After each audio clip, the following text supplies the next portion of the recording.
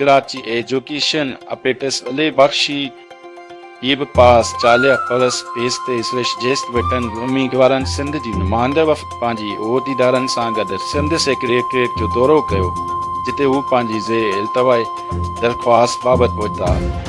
इहा साॻी दरख़्वास्त हुई जेका ताज़ोई चीफ सेक्रेटरी सिंध तरफ़ां लाॻापियल सेक्रेटरी ॾांहुं फॉरवर्ड कई वई हुई। उन दौरान वफ़द जी मुलाक़ात सूबाई वज़ीर बल्दियात सैयद नासिर हसन शाह सां पिण थी। मुलाक़ात इंतहाई मुस्बत माहौल में थी, जिते उम्मीदवारनि पंहिंजे मसइलनि ते तफ़सील सां रोशनी वधी।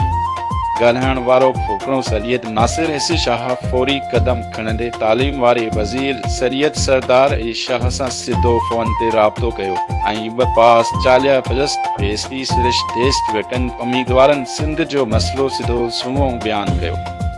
वज़ीर तालीम मुकमिल सहकार ऐं मसइलो जल्द हल कराइण जे पट ॾिनी।